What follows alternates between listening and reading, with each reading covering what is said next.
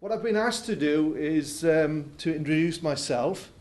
I think if you read the little introduction there, I absolutely cringed when I read that. It sounds very rock and roll, doesn't it? Has led the HR function across the world. Actually, it is true. I was the HR manager for an organisation in France for 3 years. I was very lucky that I worked for an American corporation called Corning, which operates as Pyrex. And I covered areas like Russia and China and India, worked extensively in Europe, the Netherlands, France, and whatever from there. Great, absolutely wonderful. Did it for about 10 years. I also worked for Twinings, the tea company that you'll know. And I also worked from Sanyo, the Japanese electronics company as well. So all of that is very rock and roll and great and whatever from there. But my perspective is that a lot of organisations here will be very concentrated on being good social care providers. The other part of it is that we're all concentrated on being very good employers. My perspective is that most of my experience is within manufacturing, and I've always been a HR professional. So the question really, and the quiz, is about being an employer. And what I propose to do is ask you some questions, which I'll flash up now in a moment. You have a quick chance to have a look at the question yourself in your pairs, and then what we'll do is I'll come back and I'll give you the answers to the questions, but I'll also give you some general principles. And the idea is that whilst I may be a lot of things, but I'm not a solicitor and I'm not a legal person, and I think what you'll get at the end of this is some of those general principles. There'll be nothing here that you don't know already, but what you should have is a way of looking at things in terms of employment law that demystifies things a little bit for you. So I hope when you think about the general principles, those will be things that you recognise yourself and things that you can apply. So you should have something very practical to take out of this, which is a new perspective. Okay? I think I've said everything I want to say there on that. Apart from the idea of HR, people talk about, what's the difference between a personnel manager and a HR manager? Well, when I started off, used to be a personnel officer, then I was a personnel manager. The guy that started HR was an American guy called Dave Ulrich. I was lucky enough to meet Dave on 2 occasions. He's the guy that's actually responsible for why personnel is now HR. And the question I asked him was, and other people asked as well, is what's the difference between a personnel manager and a HR manager? And about that time, the answer was about 10 grand a year.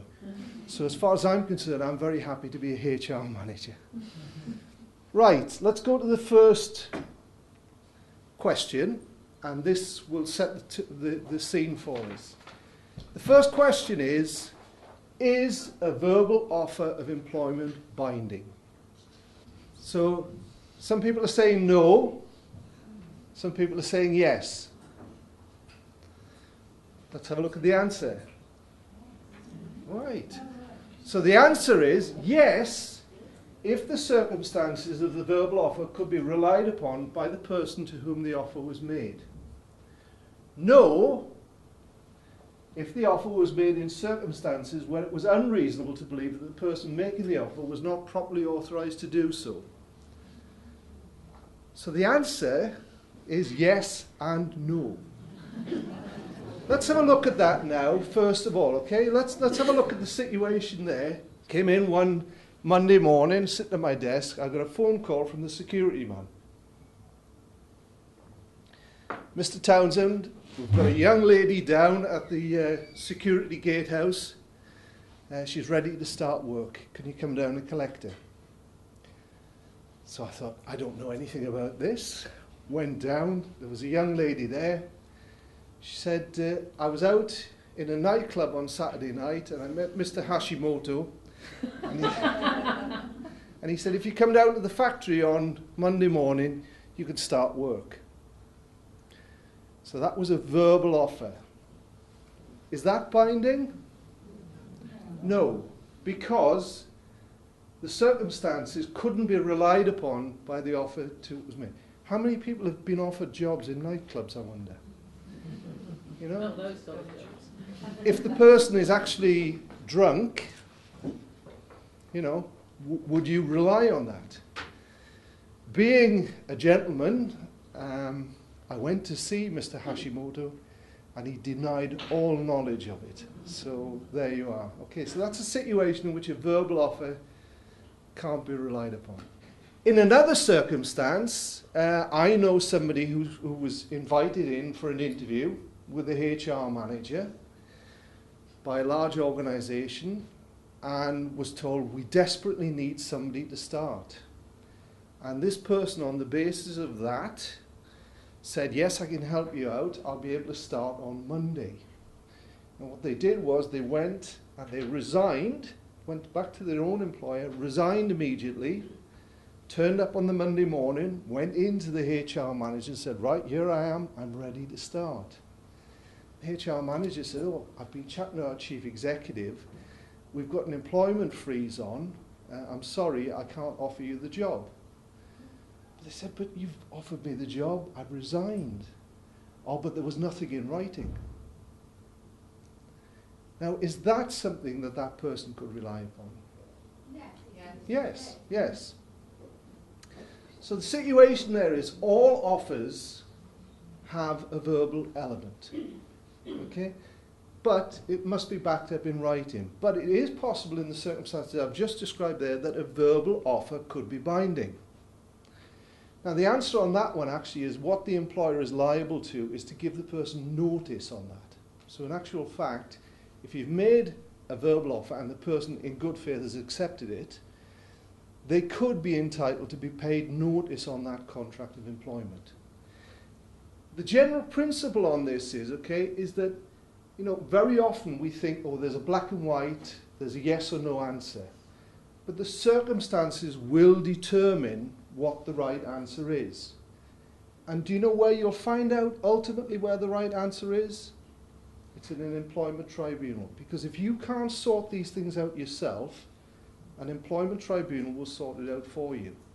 So, general principle number one, sometimes the answer is yes and no, but the circumstances will determine what the right answer is. Everybody happy with that? Right, let's have a look at question number 2. Can a Catholic-run nursing home with a strong Catholic ethos and Catholic residents employ only Catholic staff? Can a Catholic-run nursing home with a strong Catholic ethos and Catholic residents employ only Catholic staff? Yes or no? Nobody wants to commit now, do they? Let's click and see what the answer is. No. Okay, the primary legislation here is the Equality Act 2010, which outlaws discrimination in access to education, public services, private goods and services and premises, in addition to employment. Okay? Direct discrimination, which means treating a person less favourably than another who lacks the protected characteristic, is always unjustified and unlawful. Equally, you know, this says Catholic, it could be Muslim, it could be Jewish or whatever from there. Where we get a little bit sort of confused is that there are some various areas of law that are designed for completely different purposes that sometimes overlap. And that's the second sort of general principle that I want to talk about. Okay? Here, for example, where there is an occupational requirement, direct discrimination is lawful. So that, for instance, an employer could refuse to hire a male actor to play a female role in a play where that is indispensable for the job. Now, for example, if the Catholic care home wanted to employ somebody who was able to deliver the sacraments, conduct a mass, hear confessions, okay? What you would find in that situation was, in order to hear confessions, deliver the sacraments, and conduct mass, you would have to be an ordained priest. And therefore, those elements, in order to do that job, are indispensable for that job. The famous one, obviously, is the Chinese restaurant, you know, where they say they would hire a Chinese person to work in a Chinese restaurant. Many years ago, I interviewed a guy, and he said he was Brazilian. He was going to work in a factory, just on the factory floor. And I said to him, "What have you been doing, in the weeks that you've been up since moving up from London?" He said, "I've been working as a waiter in restaurants." So I said, "All right, yeah." He said, 3 nights a week I'm Indian, and 2 nights a week I'm Italian. Okay, so. But what I'm saying there now, the general principle, there are overlapping areas of the law. Let's think about, how that sort of fits in our daily existence, okay? We're talking about the provision of personal services, as healthcare providers, we provide personal services. But we're all customers, aren't we?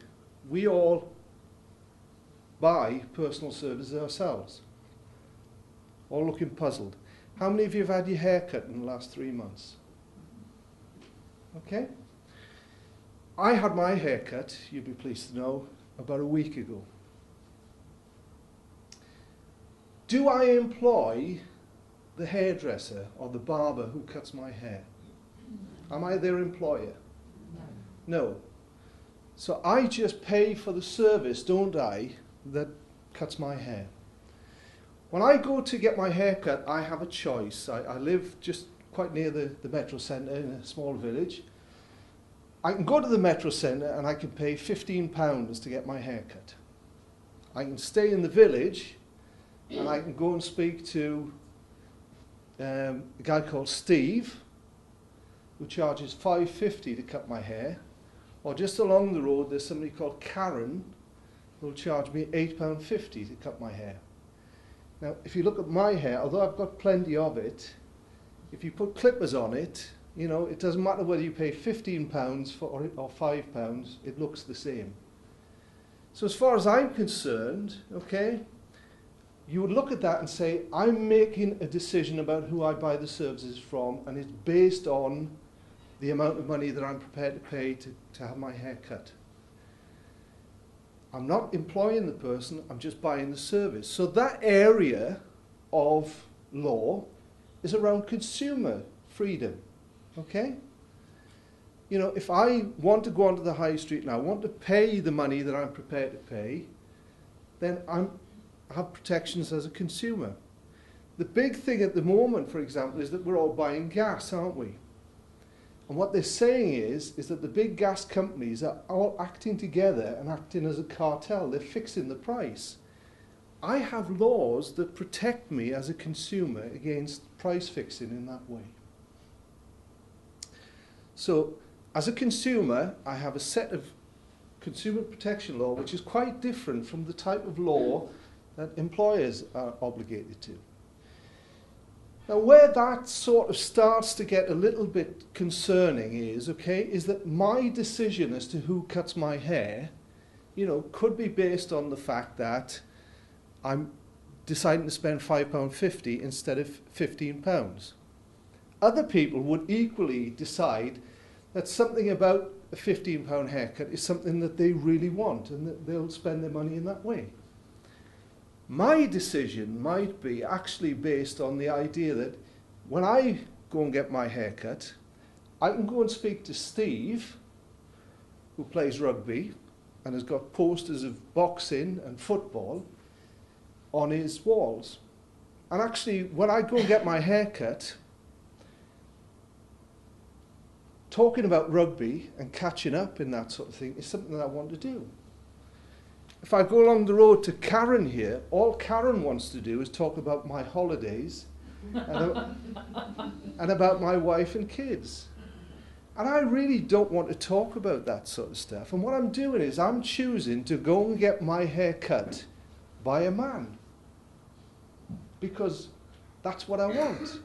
Equally, if I wanted to go and talk about my family, or if I quite fancied Karen, and I quite like the idea of her running her fingers through my hair, I could pay and go and get my hair cut by Karen. Now the situation is that as a consumer, I'm completely free to do that. You pays your money, you takes your choice, is the old cliche. if I want to have a woman cut my hair, I can choose to have a woman cut my hair. If I want to have a man to cut my hair, I can choose to have a man cut my hair. Consumer protection law. Let's assume then that I've got beyond that, and I get in and I sit at the barber shop. Steve is there talking about rugby, and we're talking about the fact that England beat Australia last week, and I've got tickets for the Wales-Australia game at the end of the match or whatever from there. And as Steve is bending over, I slowly run my hand up the back of his leg, and as he's bending over me, I start caressing his buttocks. Am I allowed to do that? No. I've paid my money, I'm protected as a consumer, so what law am I breaking there? Think of it another way. I go to Karen. Karen bends over and I start sexual harassment, yeah. Sexual harassment actually is criminal law. So if I start sexually inappropriately touching somebody in a workplace, it's not employment law, it's not consumer law, it's criminal law. Okay? And the people that come and discuss the criminal law with me are the police. Okay? So what you've got there with something like that is different circumstances in which I'm paying for a service, in which a service is being delivered, in which there is some freedom of choice and all of that, but there are bounds into what I can do because I'm also subject to criminal law. So what you'll find is over a whole series of areas, there are distinct and different areas of the law. Okay? Not discriminating in an employment situation is part of the employment law. So, employers and customers are very different, and their obligations are very different. And I think, this is very relevant in a social care environment, because you think about that relationship with the hairdresser, it's actually not that different, is it, from some of the things that we're involved in and some of the situations that we can be involved in as well. Okay?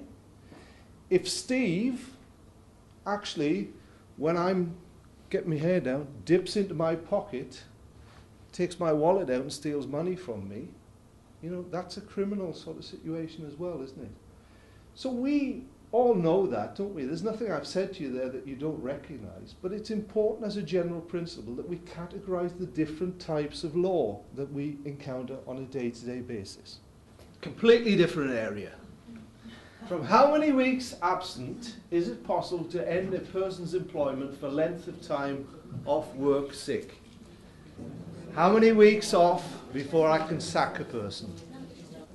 Let's have a look at the answer. You're starting to think now like HR professionals. The Employment Rights Act 1996 does not give guidance on how many weeks absence will permit a dismissal. Okay? So there's no set time.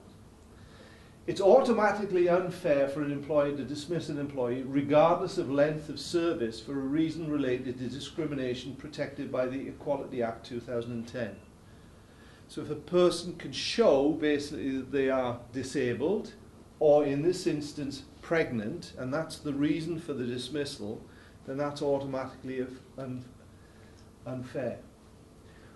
What you need to do, because it is clearly the fact that some people are incapable through ill health to work, and you need to end the contract of employment in those circumstances.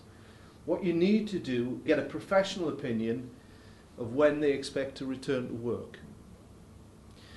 Now again, practical and very difficult experience in all of this will, can be written down and theorized about, but in day-to-day life, if a person comes in, I've had situations where I've gone to visit somebody at home and they've had a heart attack.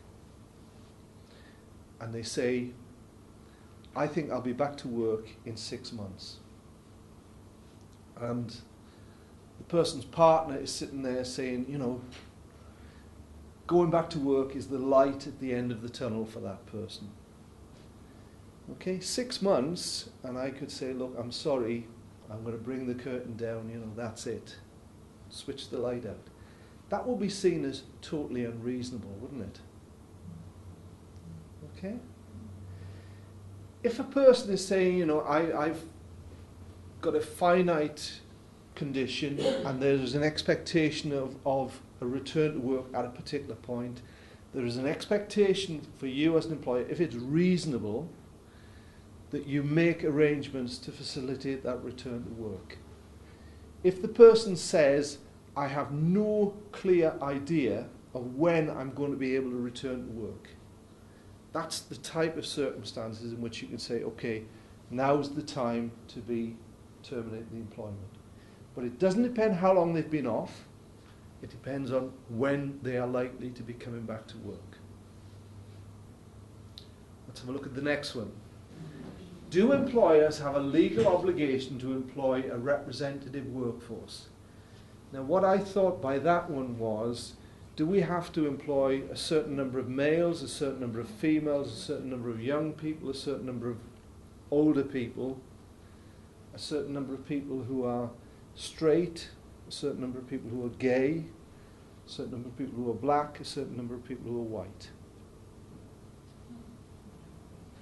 Have a think about that. And the answer is, for age, belief, gender, race and sexuality, there is generally no positive obligation to promote equality. Okay? So you don't have to positively discriminate or promote equality in that way. Positive discrimination is generally countered by the principle that merit must be regarded as the most important characteristic of a person. Now bear in mind, again with the general principle sort of hat on or whatever from there, is that this actually up until about 2 or 3 years ago was not the way that things were going in employment law. The Equality Act 2010, you may remember, included 2 things which were dropped by the coalition government. Number 1 was pay audits. Do you remember that one? Do you remember all those local authorities that were sued for millions because they weren't paying men and women equal amounts of pay? Do you remember? And what we were all being told then was we were going to have to do pay audits so that we were being sure that men and women were being paid the same amount of money. That was dropped. The other thing was that there was to be, for local authorities, an obligation to promote equality. And what anybody that's gone through a tender process over the last few years, they'll be very familiar with this demographics element. Can you tell me how many women you employ, how many men you employ, how many people from the different ethnic groups that you employ? Okay, so that was definitely there in tender, wasn't it? And it was going to be there in employment law, but it isn't any longer. Very often, the general principle is that the laws that we have reflect political and wider goals that the organisation has. Sorry, not the organisation, our society has. In one situation, basically, access to, equality for, freedom from was very much the agenda. And that was very much reflected in the type of legislation that we saw. We're now living in the age of what is called austerity, aren't we? Okay? So suddenly, what becomes king and becomes important is price. And you must be very, very clear that what is on the agenda for the overall society will be reflected in the types of decisions that is forced on us by legislation in that way. It's a bit philosophical, isn't it? Can an employer retire an employee who is reluctant to retire voluntarily? We did not see 10 years ago people working into their 70s and 80s. We do now. We've been told that we are going to expect to see an aging working population. So my question again, can an employer retire an employee who's reluctant to retire voluntarily? No. The default retirement age was abolished in October 2011.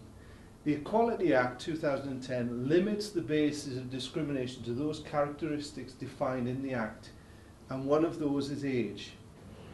You still have an obligation to speak to people about 6 months before their 65th birthday and establish their intentions, but you have no right or no obligation to retire an individual who is reluctant to retire earlier.